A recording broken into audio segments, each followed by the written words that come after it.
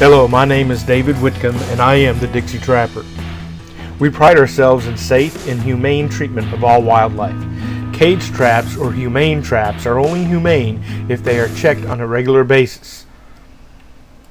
Today we're going to talk about priorities and facts.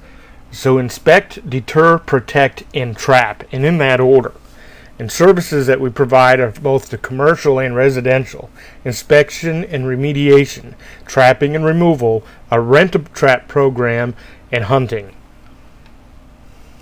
Let's talk nuisance wildlife. Because of its climate, Florida is home to many different species of wildlife. At some point, most Floridians will come across some of the most popular neighborhood critters, including iguanas, raccoons, and opossums. The following information will help you discover more about these fascinating animals and learn some of the best ways to keep your home and property critter-free.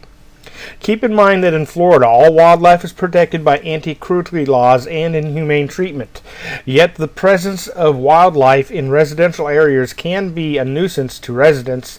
There are appropriate ways to manage nuisance wildlife.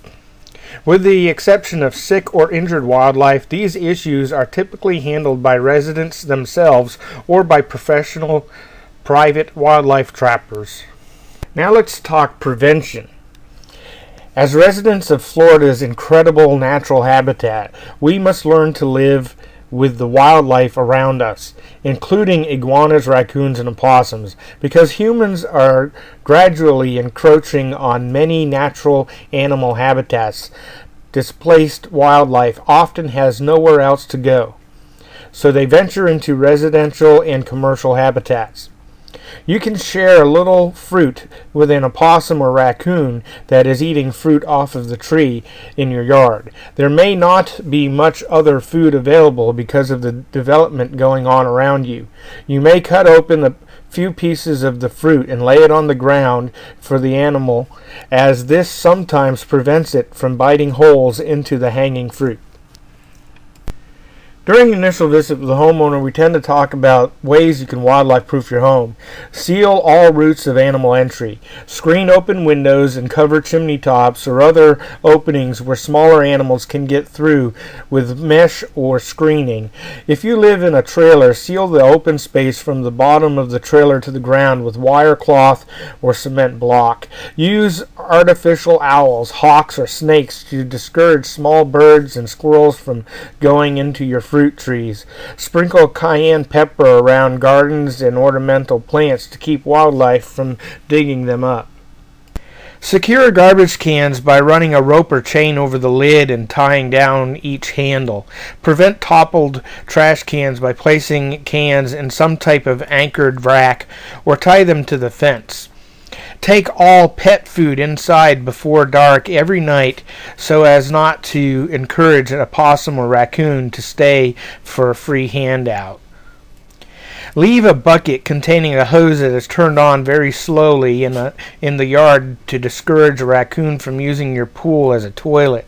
This running stream effect is usually much more attractive to the animal and may save you from having to clean the pool too often.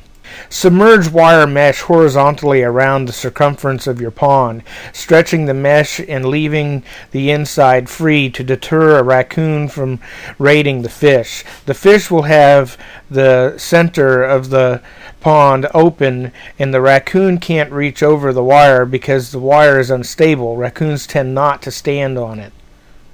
You can wrap metal guards about 18 inches or wider around trees 5 to 6 feet above the ground to deprive raccoons of access to rooftops and other buildings. Lock all pet doors at night to keep raccoons out of the kitchen or garage, and spray fox scent or fox urine to deter raccoons and other small animals such as squirrels from going into your garden or coming onto your property. Now I'd like to talk about common misconceptions of nuisance wildlife. The first is, it's okay to hand feed or tame a wild animal. This is most definitely false. You should never attempt to hand feed or tame a wild animal. Wildlife that has no fear of people never survive for very long. Second, removing nuisance wildlife will solve the problem for good. False again. Trapping and removing nuisance wildlife such as an opossum or raccoon will only temporarily solve a problem. Another opossum or raccoon will move in to fill the niche. Relocating wildlife into the woods or the wild is also not in the best interest of the animal. Thrusting the animal into another animal's territory means it has to fight and compete with the resident animal for a limited food supply and nesting area. In almost all cases, it is the newcomer that loses, many dying from infection from bite wounds and others getting killed by cars in an attempt to return to their original territory. Third, it is unusual for wildlife to come out during the day, and when they do, they most likely have rabies. This too is false. At certain times of the year, there may be an increased appearance of opossums, raccoons, and armadillos, including during daylight hours. This behavior generally occurs because the animals are having their young, and they become much more active during the day and the night as they search for food. After the babies have left the nest or dens, the level of animal activity returns to normal. Fourth, a drooling opossum has rabies. This is not generally true. Most opossums drool. This is not a sign of rabies. In general, an opossum presents a far lower health risk to humans than do dogs and cats, as it has a natural high level of immunity to most diseases. Statistics indicate that there has not been a case of rabies in opossum in Florida since rabies statistics have been kept. Briefly on iguanas. Iguanas can cause damage by eating vegetable, landscape plants, shrubs, and trees, as well as orchids and many other flowers. They can also dig burrows next to seawalls and foundations, increasing the chance of erosion and eventual collapse. The droppings of iguanas along decks and docks, and sometimes in swimming pools, are also a frequent complaint. I've not found many of these in Polk County, and the ones I have found belong to a nearby neighbor.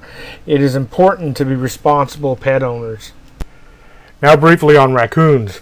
Raccoons are found in all types of habitats, although they generally prefer wetland regions.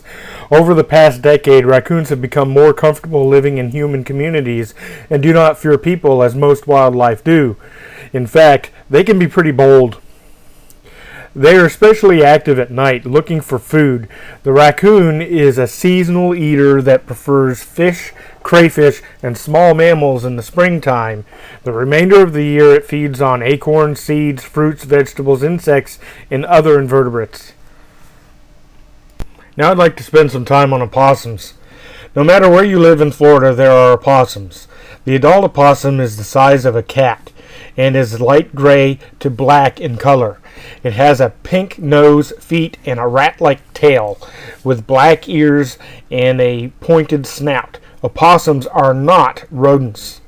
This non-aggressive animal has survived since the time of the dinosaurs and can adjust to living just about anywhere. As long as it can find the necessities of life, water, food, and a den, it will be happy. The most common den sites are under woodpiles, decks, and mobile homes. Although the opossum has the most teeth of any land mammal, it does not chew wood. Opossums are rarely seen together, and except during breeding season or when a female is with her babies, the opossum is a solitary animal. It fights only if attacked, surprised, or cornered, but prefers to run away or play possum, which is an involuntary reaction to danger. An opossum will hiss or growl and show its teeth when frightened. The opossum is very beneficial as a rodent and carrion eater. Besides eating all types of dead animals, it eats a variety of food including overripe fruit, grapes, and berries, insects such as cockroaches, crickets, beetles, slugs, snails, etc. Also mice, rats, and roof rats, snakes, lizards, and eggs. It also cleans up underneath food, which would normally attract rats. An opossum will eat side by side with a cat out of a dish of a cat food that is left outside, and it will consider the cat food a gourmet meal. It is not necessary to relocate an opossum that you see in your yard. The opossum is not dangerous to you or your pets if left alone. While any warm-blooded mammal can carry rabies, it is highly unlikely that an opossum will. An opossum does, however, carry fleas, as do all wild animals and some domestic animals. An opossum may get into garbage cans, eat your pet's food, or eat cultivated fruits and vegetables. It may enter a home through ripped screens or vents and duct systems. To alleviate these problems, follow guidelines for preventing nuisance wildlife. If you come across an opossum in your attic or garage, try to find out how it got in. Eliminate its access point and clean and disinfect the area. Here's a few possums I've removed. Thank you for your time. We hope you found something that was useful and educational to you. If you need any further information or like an inspection or need any assistance with wildlife and cohabitating with it, please give us a call, 863-272-9049, set up an appointment, or email dixietrapper@gmail.com. And as always, visit us at www.dixietrapper.com or find us on Pinterest, LinkedIn, Twitter, Facebook, and Google+. Thank you.